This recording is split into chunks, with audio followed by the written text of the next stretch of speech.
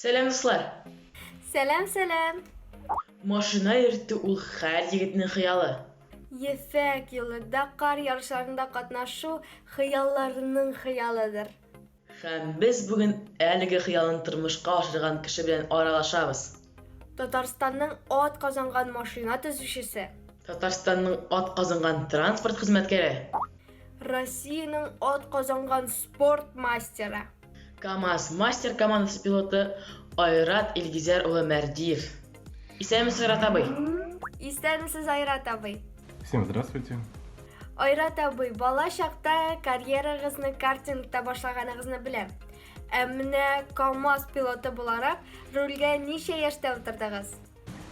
Да, за рулем нашего грузовика КамАЗа я уже нахожусь более 13 лет.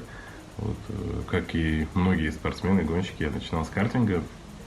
Где-то в районе 10 лет меня отец привел на картодром, и вот с этого момента, так сказать, у меня началась болезнь под названием автомобильный спорт. Вот, и, конечно же, с детства я мечтал попасть именно в профессиональную команду. На тот момент я был ребенком, еще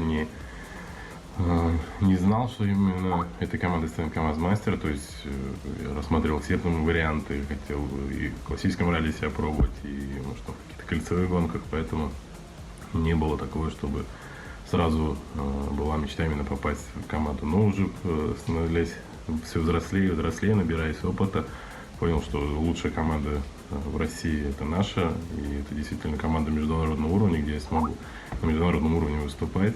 И тут уже все была цель понятна и очевидна, всеми силами пытаться попасть именно в команду КамАЗ мастер. Ну и в 18 лет я пришел в команду, начал. Сначала я был просто механиком, помогал, там, обучался всему, потому что никто тебя сразу за руль не посадит, какой бы там опытный пилот не был в прошлом, поэтому нужно пройти все, так сказать, все точки становления.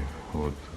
И в 2008 году я впервые сел за руль грузовика и проехал этап чемпионата России. Вот с этого и началась моя, так сказать, профессиональная карьера.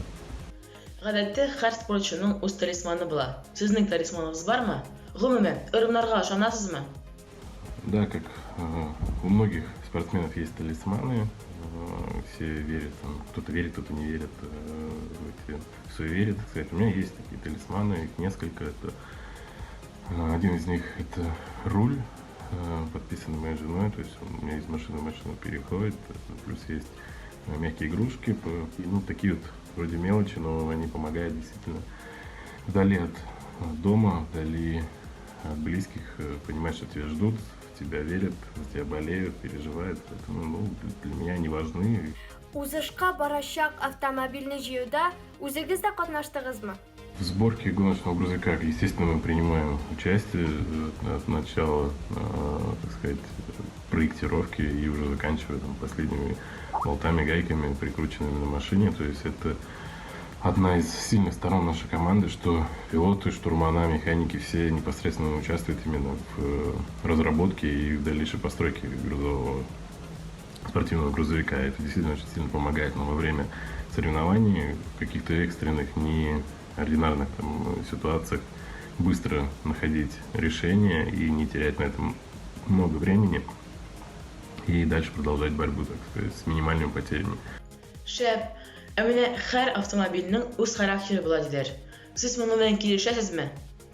Да, действительно, наверное, у каждого автомобиля есть какой-то свой характер, свой почерк, то есть все машины отличаются, у нас грузовики, в принципе, все одинаковые, но каждый грузовик строился под определенного пилота. И пересаживаясь в другую кабину, в кабину моих коллег, все равно ты садишься уже не в свою машину, все там по-другому, элементарно органы управления по-другому, может, расположены, кнопки по-другому расставлены. Поэтому, да, у каждого грузовика, у каждого спортивного автомобиля есть свой характер, и каждый относится к нему как к чему-то своему близкому, как к живому существу.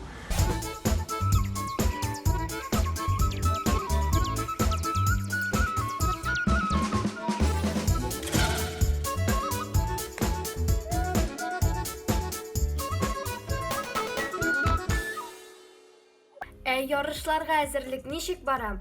Риллада катнашучы пилот, штурман, механик нинди сифатларга ия булырга тиеш? Ну, подготовка к каждому соревнованию начинается сразу же после окончания предыдущего соревнования. То есть, если так брать, вот Дакар закончился в январе, тут же у нас проходит первое совещание.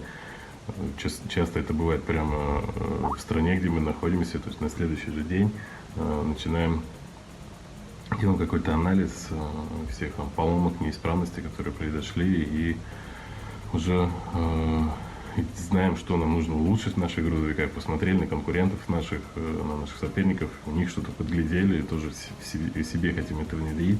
То есть подготовка сразу начинается после финиша предыдущей гонки. И что касается экипажа, физическая подготовка идет круглый год, она не останавливается, то есть у нас обязательно там 4-5 тренировок в неделю. Туда входит и бассейн, и там функциональная работа, кроссфит, плавание. То есть, очень много разных разновидностей. У нас есть тренер постоянно, который с нами занимается. Плюс мы очень плотно работаем с инновационным центром Олимпийского комитета, который приезжает там 3-4 раза в году и делает такие сборы 2-3-недельные, где тоже по своим программам готовят нас. Узышларда булган иң экстремаль ситуацияңыз. Һәм сез ул ситуациядан ничек чыктыгыз? Ну, экстремальных ситуаций во время соревнований очень много. Там каждый километр какая-то экстремальная ситуация происходит, потому что мы едем по бездорожью, трассу мы не знаем, мы едем ее с чистого листа. Ну, один из таких случаев был, наверное, на шелковом пути, когда мы ехали с Димой Сотник. Дима Сотник ехал впереди меня, я за ним, и за нас еще преследовал грузовик нашего соперника Ивека. Вот, и мы тоже начали резать, ушли с дороги, ехали курсом на точку, и максимальная скорость это в районе просто 40 км в час, и перед нами Димы появился огромный овраг с размером реально в 2 грузовика. Вот, и здесь очень важно, это всегда нас учил и Владимир Геннадьевич Тягин, наш тренер, и другие наше старшее поколение, что если ты рискуешь и начинаешь резать, то ты должен рисковать до конца, и ни в коем случае в такой ситуации нельзя нажимать на тормоз, то есть нужно именно на газу, на ходу попытаться перелететь этот овраг. В тот раз, да, нам, слава богу, повезло, мы перелетели этот овраг. Формула 1-дә тәгәрмәчләрне бик тиз алыштыралар. Сезнең экипажга этап вакытында КамАЗның тәгәрмәчләрен алыштырыр өчен күпме вакыт кирәк? Ну да, Формула 1 действительно очень быстро меняет колеса. Рекорд принадлежит команде Red Bull, кажется. Это меньше 2 секунд, 1 секунда там 7 десятых. То есть действительно это очень быстро. На глазами не успеваешь моргнуть, и колеса поменяли.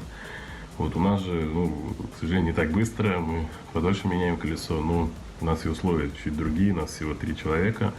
Колесо наше весит в районе 150 килограмм. И крепится оно не одной гайкой, как в Формуле 1.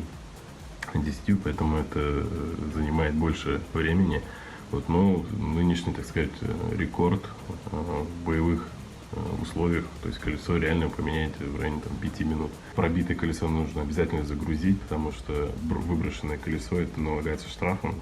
Афәрин, бик тиз икән. Әмма нинди очракларда экипаж ярыштан төшеп кала? Случаев выбывания экипажа из гонки достаточно много. Это и технические проблемы, это и какие-то нарушения в регламенте. То есть очень немало, так сказать, таких случаев.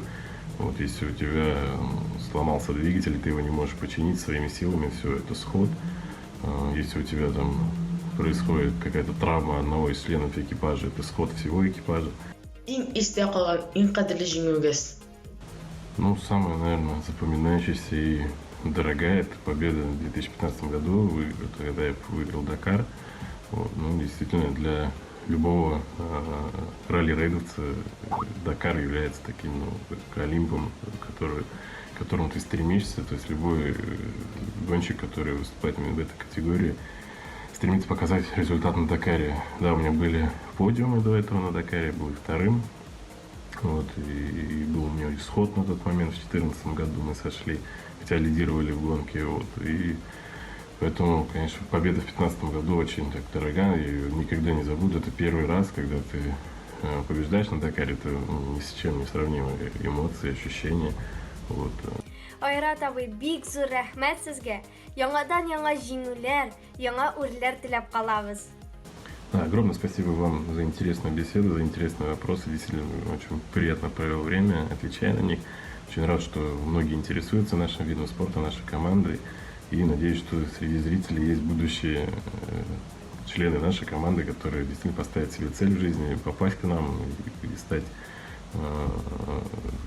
пилотом, штурманом, механиком, инженером, там, кем угодно. То есть мы действительно ждем, мы очень всегда рады, когда приходят молодые ребята с горячими глазами и хотят именно быть членами нашей команды, и состояться как спортсменами. Поэтому всех ждем, всем здоровья и действительно берегите его, не болейте, и все у нас вместе получится.